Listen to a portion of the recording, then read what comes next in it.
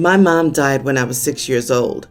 My dad ended up turning to one of his good friends, Anna, and they ended up getting married a year later. Anna brought up the idea of adopting me on the wedding day. It was something my dad was all for, but I went nuts when she mentioned it to me, and I spoiled the rest of the wedding. For the next year, we did this really intense therapy, where I was told over and over again by the therapist and them that I needed a mom, that it would provide safety for me, and that it wasn't a betrayal of my mom to accept another loving mom into my life. Finally, the therapist put the recommendation to the court for approval, but when the judge spoke to me, I told him that I would run away and that I would do everything to never come back. I was 8 at the time and meant business. He asked me why I didn't want to be adopted. He listened, and when he addressed the court again, he denied the adoption request and told my dad and Anna that until I was on board, no adoption would be approved in his court. They did try again requesting a different judge, but received the same response. I was constantly asked to change my mind. Anna would put her all into trying to fill the place of a mom in my life. Every time I told her she could never be my mom, she took it as a challenge to try harder and better, and she would dedicate so much time to me that it was crazy. I never appreciated it because instead of just being Anna, and my dad telling her to just be Anna, she saw mom as the only thing she wanted. Even when she had kids of her own, I was their eldest son, and I was her son, her boy. So she'd call herself a boy mom, etc., whereas I've never called her mom. If we're being honest, I don't even love her after all these years. I see her as an intrusive family member who won't stop. My relationship with my dad is also not the best because I don't particularly appreciate that he wouldn't take no for an answer, and he was so quick to try and push an adoption, even after I told him that I'd rather be with grandparents or an aunt, uncle, or close family friend to Anna if he died. He insisted being with Anna and her being my mom was the best for me.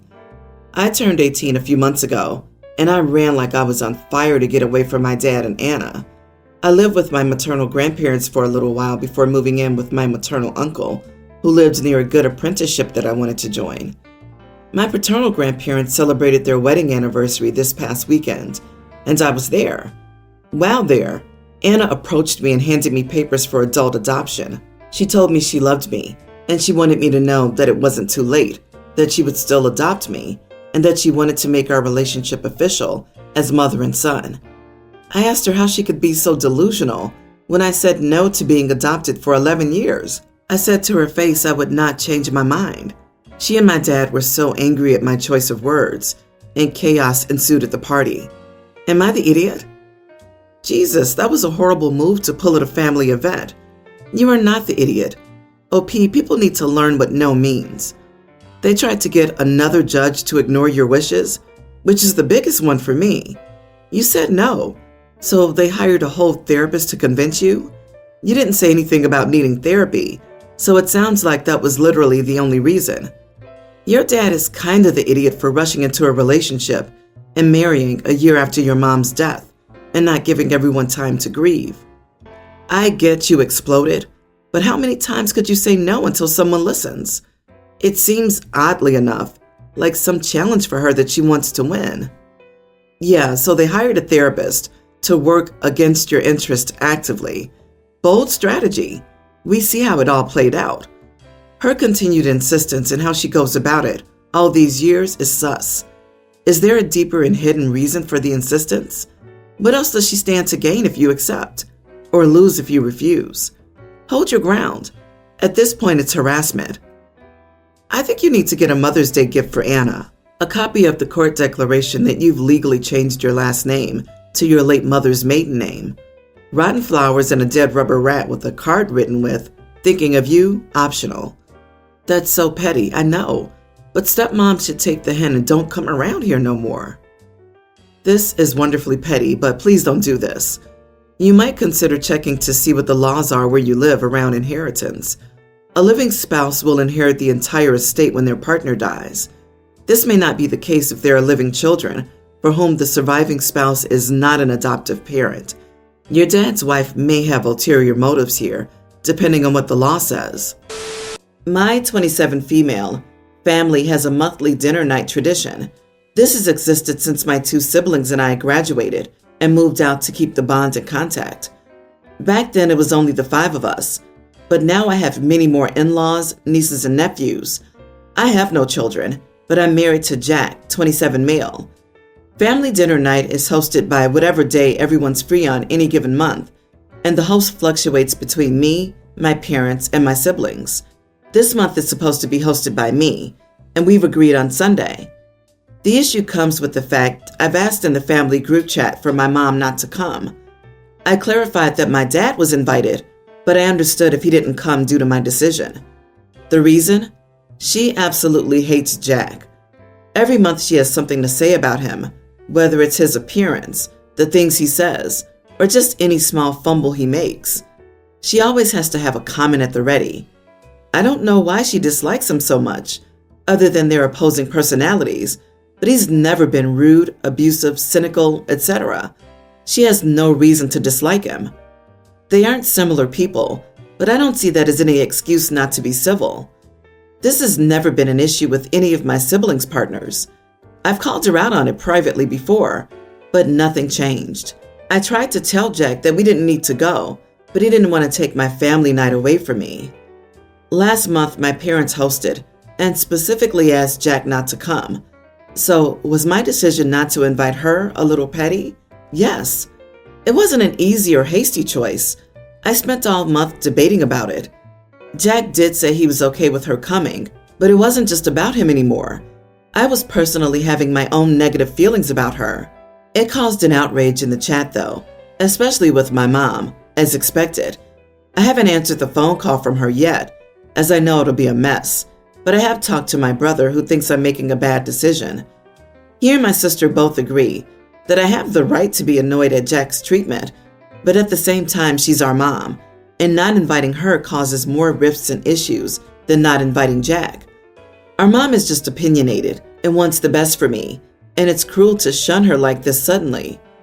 I couldn't tell you half the crap that's been said in this one post, but the conclusion seems to be that my dad probably isn't coming.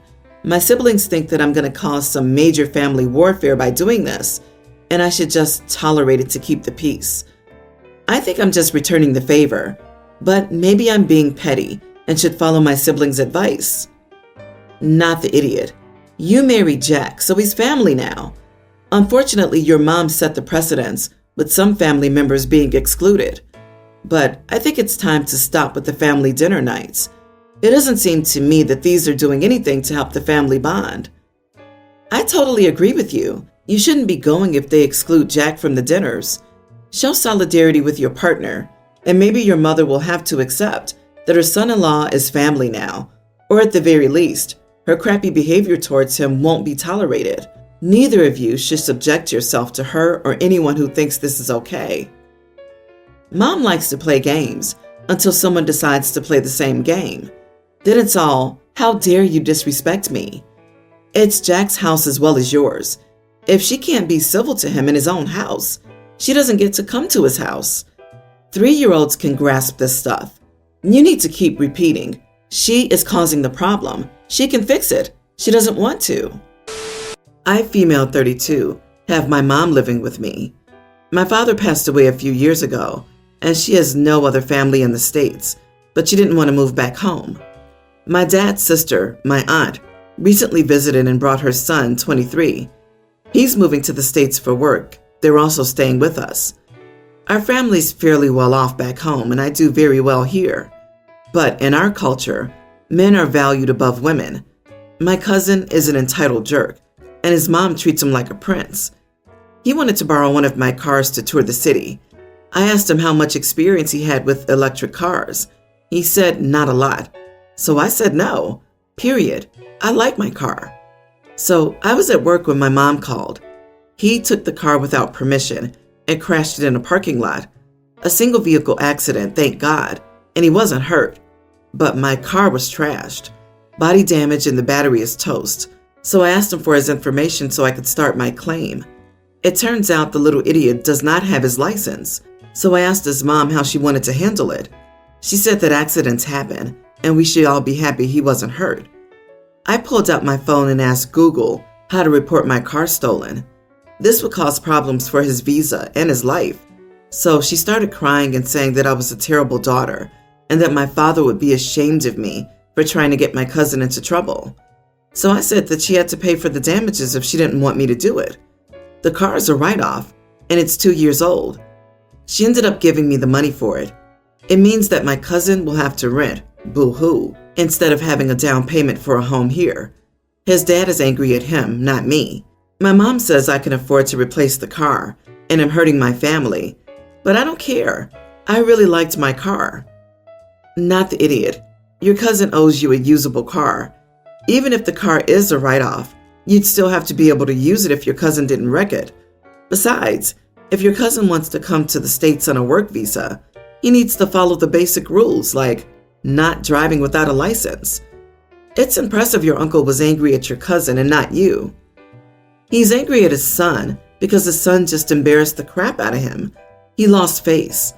No wonder he felt entitled to steal a car and drive it without a license. His mommy has been enabling him for his entire life. He's lucky he didn't hurt anybody. It wasn't like he just hit something lightly.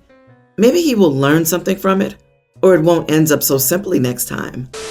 My wife, 36 female, and I, 38 male, have been married for 10 years and have 3 kids, 8, 5, and 3. We both work full-time and live fairly comfortably. However, I work in sales and have had a down year commission-wise, at least compared to the last couple of years. That coupled with inflation this year and the cost of raising 3 growing kids, our budget has definitely tightened a bit. Nothing serious. We just aren't saving as much as we've been able to in years past. But also, enough of a change to warrant a careful look into our spending, in my opinion. My wife's family is large. She has 5 siblings and they all have kids. They also love Christmas. They make a huge deal about it. One of their traditions is that each sibling in their family buy a gift for every one of the nieces and nephews. We're also expected to buy gifts for our siblings and their parents. They say not to spend more than $20 on a gift, but that's still hundreds of dollars. And let's be honest, a $20 gift for a kid will either be ignored within a month, destroyed, or completely disregarded. In my opinion, I'd rather draw names for 1 to 2 people and get them a gift that's thoughtful and worthwhile. After buying school supplies for our older kids and both wanting to participate in fall activities this year, I saw our budget and saw that we're actually spending more than we have in the past few years. I had a talk with my wife about where we can curb some of our spendings. I suggested that maybe we have a talk with her family about their Christmas tradition of buying everyone a gift. I believe that's the easiest way to cut out hundreds of dollars of spending in one swoop. So she took great offense to this and told me that her family had been doing this tradition for years before I came into the family, and she wasn't going to be the one who tried to stop it. She said that we'd have to find ways to cut spending elsewhere. She told me I was a jerk for even suggesting such a thing when I knew Christmas's importance to her family. She suggested we don't buy gifts for each other this year instead, but that's only a fraction of what we're spending on gifts. When I asked her for other suggestions, she didn't have any because she likes our quality of life and thinks that we're doing fine. I showed her the numbers, and she still didn't think it was that big of a deal. I mean, yes, it's not like we'll lose our home, but I don't think she's taking this as seriously as she should be, especially if I have another down year next year. I suggested we cut way back on things like Starbucks. She gets it every day. And she got angry, saying that I spend money on golf. I golfed 3 times this year. She's mad because she thinks I'm trying to cut spending on things that she cares more about. I just think our family Christmas tradition is the easiest way to cut back. Not the idiot. Wow, your wife spends money on unnecessary things like Starbucks every single day and completely ignores your attempts to try to save money so that you aren't tight on funds and can still live comfortably. In my opinion, buying hundreds of dollars worth of gifts to uphold a tradition that may cause you both to put yourselves in the hole is not worth it. However, if she wants to buy everyone a gift this year, you can still follow a budget and buy everyone something cheap from a dollar store. You are the idiot. You're only suggesting that your wife cut back on her spending, so it's perfectly natural for her to respond negatively when you tell her that she's the problem. I get that Christmas is a huge expense, But you can't suggest on your own that an entire large family that's not your family of origin change their whole holiday celebration to accommodate you. Plus, it sounds like they do set a price cap for each present, but you choose to ignore it so you can buy cooler presents. So first, try sticking to more economical presents and see how it goes. Disagree. The wife can get a second job to pay for Christmas in Starbucks. Honestly, I would bet that almost everyone in her family would appreciate someone saying that the emperor has no clothes, but really, that it's time to modify the family tradition. Buying things for everyone just gets way too expensive. Maybe it's time for those who married into the family to meet and present a unified approach and proposal. I'm a 22-year-old female, and a few months ago, I moved into my new apartment with a friend of a friend. My roommate, 23 female, is chill most of the time. We aren't very close, but we get along fine for two people living together. The only problem is she does yoga in the living room. She wears loose clothes and really tiny shorts. They're so small that when she bends, I can see everything. At first, I didn't say anything because I had no idea how to start that conversation. I just looked the other way. However, recently I've been working on this project, and members of my team have come over to work on it together because my apartment is the closest. I told her I would be having people over in a few weeks. She had no problem with it, but it's already weird that she still does the yoga in the living room when we're working. Then again, I never asked her to stop because it's her house too, but her exposing herself to all of us made the atmosphere super awkward, and it was really embarrassing for me. So I told her very politely that her shorts were a little too revealing and that I would appreciate it if she wore something else when we had guests over. She got really angry and said she would wear what she wanted in her apartment. She isn't wrong, but am I the idiot for not wanting my classmates to go through that too? She's also convinced that my classmates said something. That's why I brought it up, even though I told her it always made me uncomfortable. Not the idiot. I fully stand by you're allowed to wear what you want in your home, up until the point that you start flashing yourself to non-consenting parties. Be completely frank and blunt with her. Just say my group completely saw your lady bits, and frankly, so do I because of the shorts. Make it clear rather than vague and polite. OP, she could very well be unaware. On the other hand, if she's unaware that she's on full display, then we can't call her an idiot because from her perspective, she's just trying to be comfortable in her own home and living space and is being slut-shamed for wearing shorts and loose clothes, which is understandably upsetting and frustrating. Regardless of the clothing, I think it's really strange that she'll happily walk into a room with a bunch of strangers discussing work and get in the downward dog position. I couldn't even imagine being one of OP's team members and having a literal show being put on while we're trying to complete a project.